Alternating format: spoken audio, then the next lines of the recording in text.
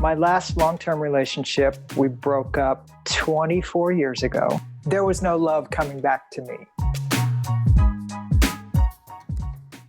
Shh. Welcome to the Secret Life Podcast.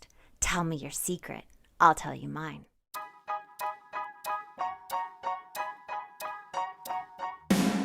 When I first started my recovery 11 years ago, I struggled through the textbook-like material on this subject. I wanted to make the addiction and the recovery from it accessible and relatable to more people by telling it in an entertaining way. Well, I'm super excited to announce I've released my first book, Secret Life of a Hollywood Sex and Love Addict. If I can help just one person find a solution or at least realize they're not broken or alone, then writing this has been worth it. You can pick up the book exclusively at Amazon or signed copy at secretlifenovel.com. And the best way to support our podcast is to subscribe and share. If you haven't left a review or rating on Apple Podcasts yet, please do. It'll help more people find our show. And if you want to be a guest, shoot me a note at secretlifepodcast@icloud.com. Enjoy the episode.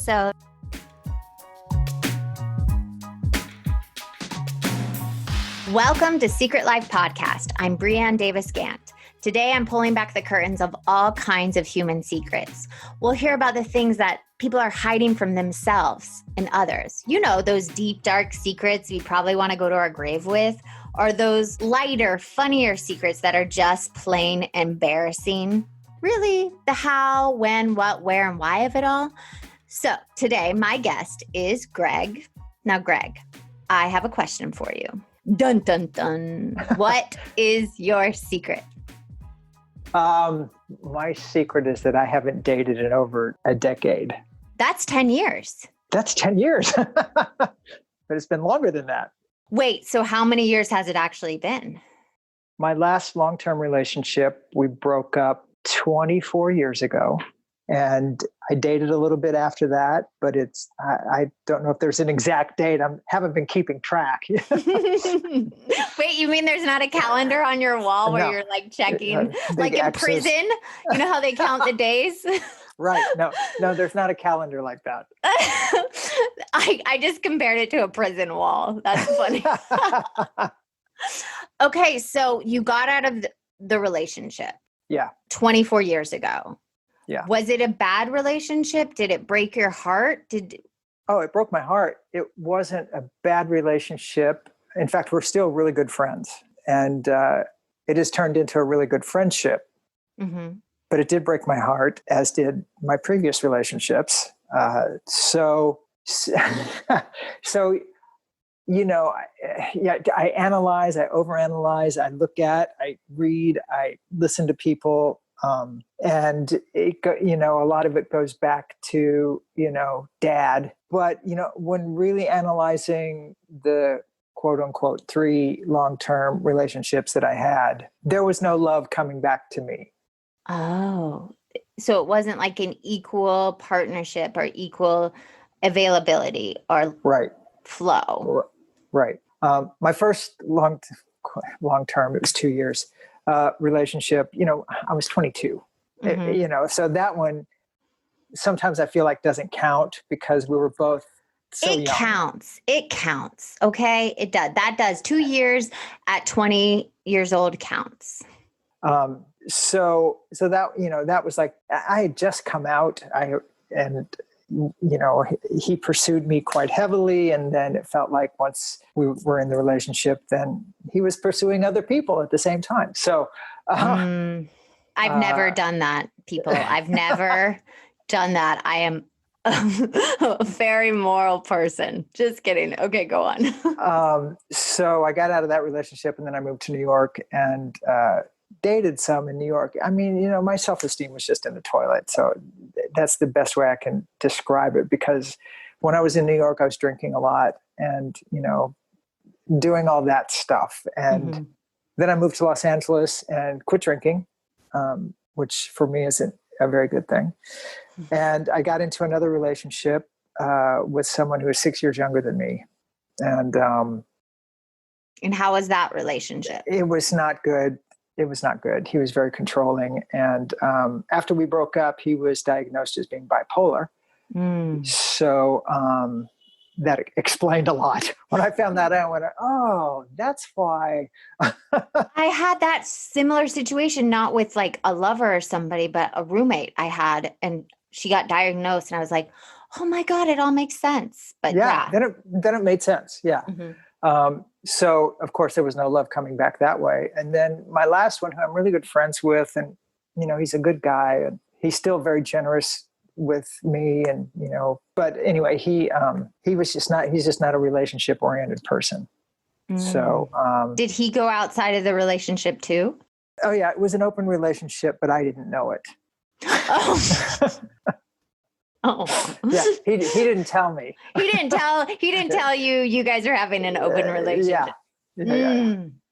So do you feel like you've just closed yourself off? To a certain extent, yeah.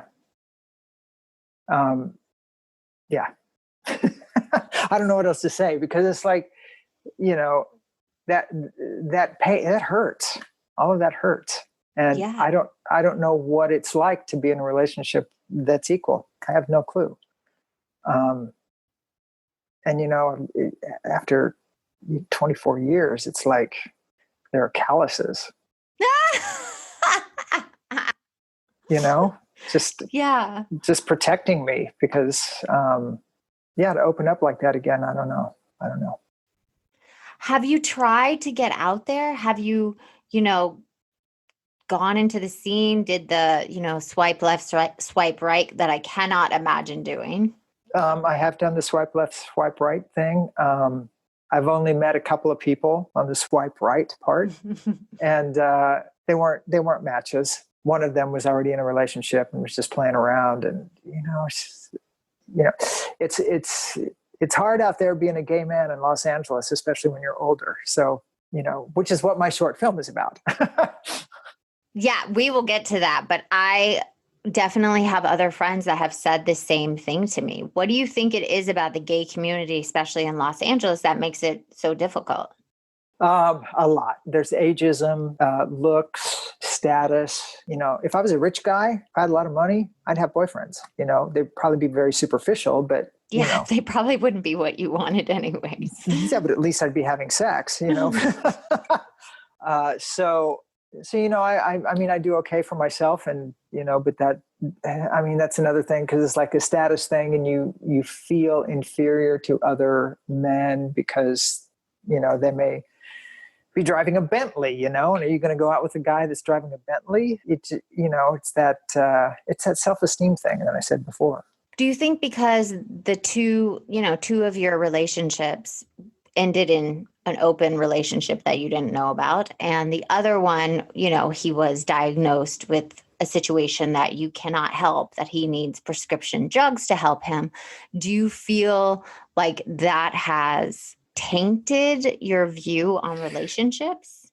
It's possible. Yeah. I was in therapy after the bipolar guy, and she helped me incredibly to get through that and get out of that. But I haven't been since the last one. And I've been thinking about, seeking professional help, because I don't like my situation. I do want to be in a relationship. I went to Brazil, as you know, a year and a half ago, and had a fling with a younger man, which is another thing that my short film is about. And it was really interesting, because in Brazil, they don't seem to have the ageism or the money thing or whatever. They just, they like people. And he was very sweet. And it was really nice to have just someone hanging around, or being around someone who was emotionally available, But unfortunately, he lives in another country, and I was there for 2 weeks, and that was that. But it felt great, And so, yeah, I want that. I want something like that. Maybe not with someone so much younger than me, but, someone closer to my age that, I can talk to, or I can sit and watch Netflix with, and go to dinner when we're able to go out again. Oh, yeah. My question for you, though, it seems like when you're talking about this guy in Brazil, that there's this little spark that happened, that connection you felt between, and your face lit up, his face lit up. You guys can't see it, but it lit up.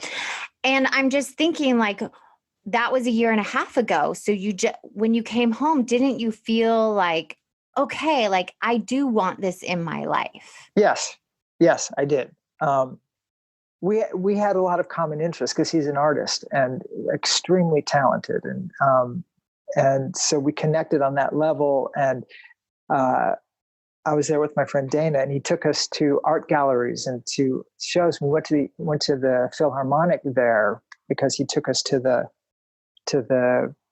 opera house, and so those kind of same interests were fantastic because we could talk about that kind of thing. And even though he spoke English very well, so that was a good thing. No, but I'm saying, like, I know it's not him. He's in another country, but I just like you felt what it felt like to connect to another human being in a Yes. romantic sense. Why didn't you jump on that feeling when you came back?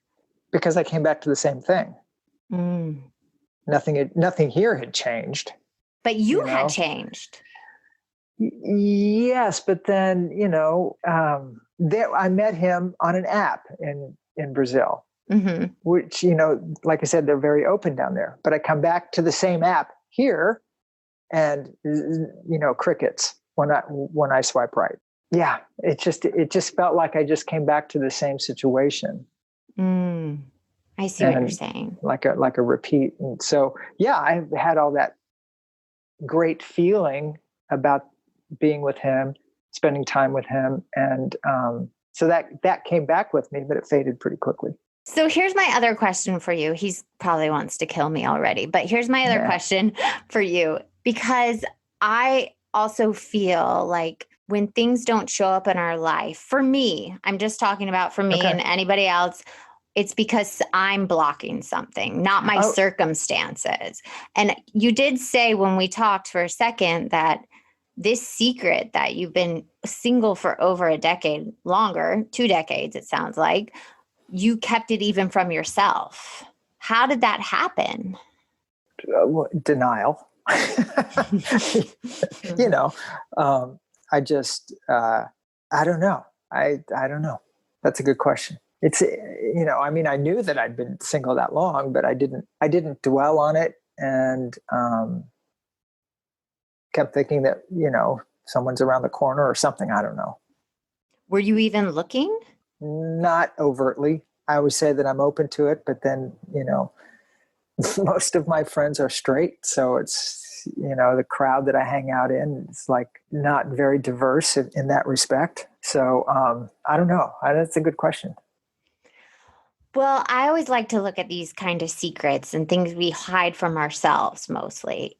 Well, I like to look at the 7 deadly sins, not in the religious sense, but in the character defects. Like we all have a little bit of sins, in us. Right. So which one of these do you think has stopped you from moving forward and exposing and opening yourself to dating? So we have pride, greed, lust, gluttony, envy, anger, and sloth. It's like between envy and anger. Okay, tell me why. For each of those. Well, I look at other people in relationships and I get envious. Especially if they're long-term and appear to be very healthy, fun relationships. I do get envious of that. Yeah. Anger. Maybe it is envy. I think there's a little anger though. Well, there's anger, the whole dad thing. The whole dad thing, makes me angry, even though, I did the 12 steps and worked through it with my sponsor. And I guess there's still some anger there because I do think about it. One of the big secrets that came out when I was doing the 12 steps, is I finally admitted that my dad beat me when I was a kid. And it was always for something that he screwed up on. He screwed up on something, I did something, and then I got beat. So when I look at that, it's like he's the one who should have gotten the beating. You know what I mean? Because he fucked up, not me. So can you tell us one of those times?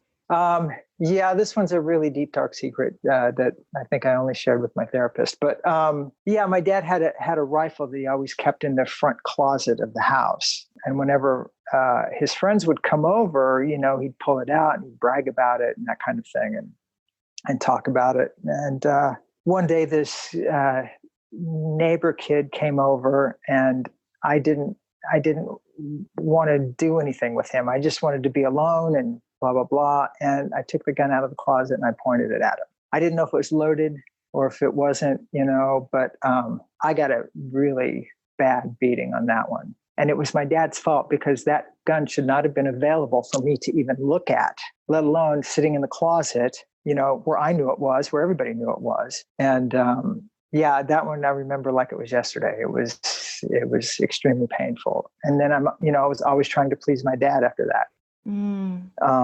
Yeah. And it seems like too, like you were just modeling what he did when his friends came over. So as a child, we model what our parents are showing us. For you to get punished for that is sick. It's sad. Yeah. And, I got the beating mostly because he was embarrassed in front of his friends, because, the kid went back and told his mom. My mom happened to be there. And so it was a really ugly situation. And so there's that anger with that. And my relationship with my dad growing up was not great. I don't know. I mean, sometimes I think he may have detected that I was gay and just, I didn't even know I was gay until until I was 21. And then I was like, oh, is that what that is? How you honestly did not know you were gay until you were 21? No, I didn't. No. Inkling?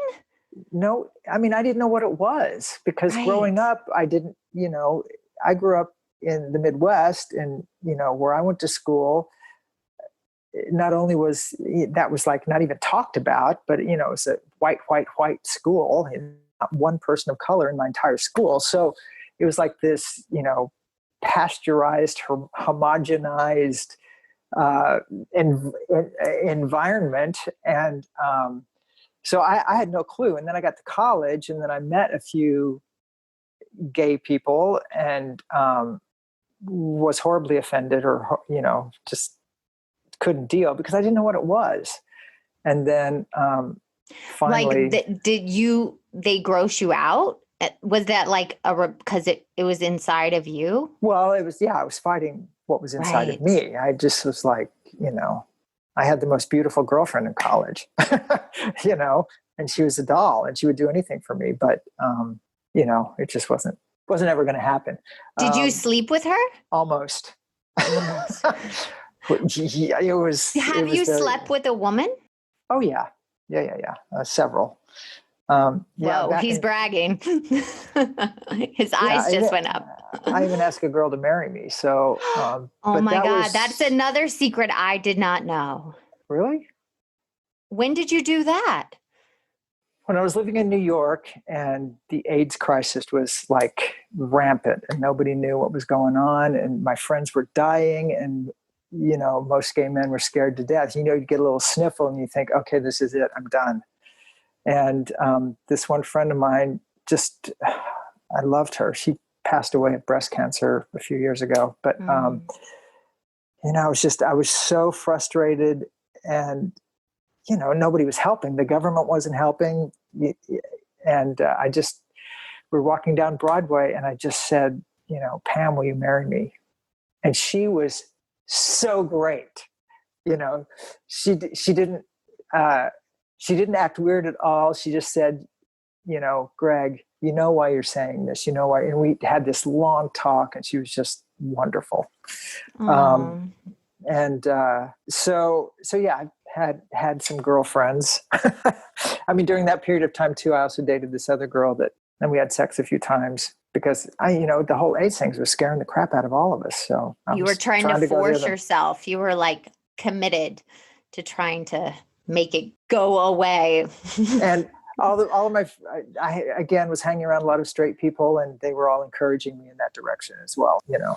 Well, here's my question for you. And everything you're saying is kind of making sense for me, because it seems like the three main relationships you've been in, the man was unavailable in a sense. And it Not in a sense, but they were. Yes. Well, I was trying to be gentle, but, and you said it all tied back to your dad. It's because your dad was unavailable. Like to me. Yeah. Yeah. So you've gone after people that are unavailable, and it didn't end up happily ever after. So now you've just been cutting that part of yourself off. Apparently.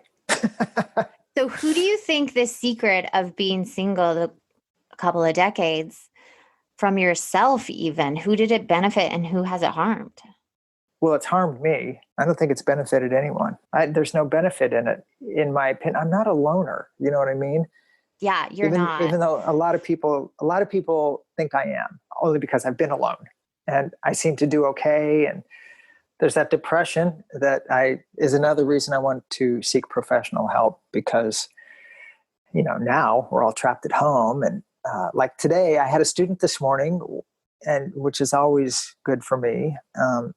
And then my session with you here, and, it's just like, what else am I going to do today? It's just, I'm here alone and no pets. So, hey, listen, on the other side though, I have a child and a husband and a pet, and can be depressing also. So on the other side, being around people, the same people all the time, it's a lot.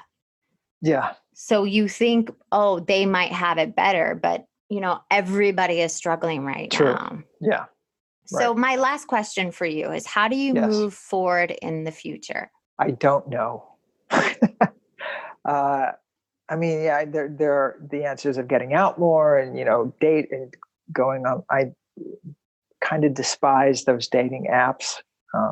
I could never do those dating apps. I can't understand them at all. Because I look at some of these people and I go, God, these guys are all losers. And I go, but wait, I'm on here too.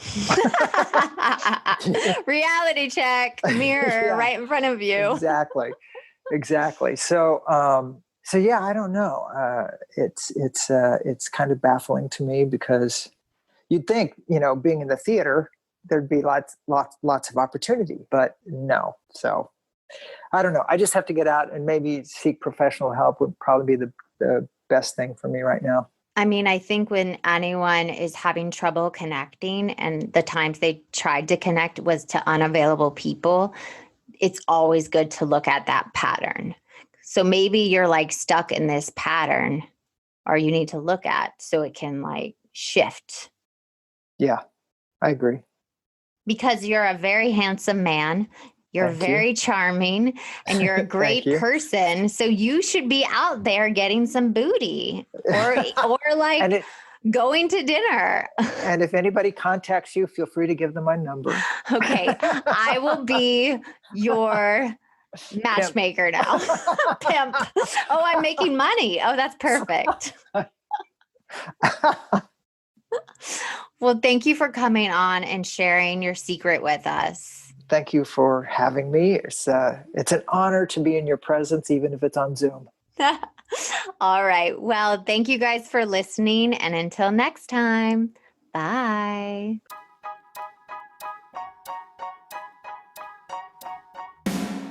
Thanks again for listening to the show. Please subscribe, rate, share, or send me a note at secretlifepodcast.com.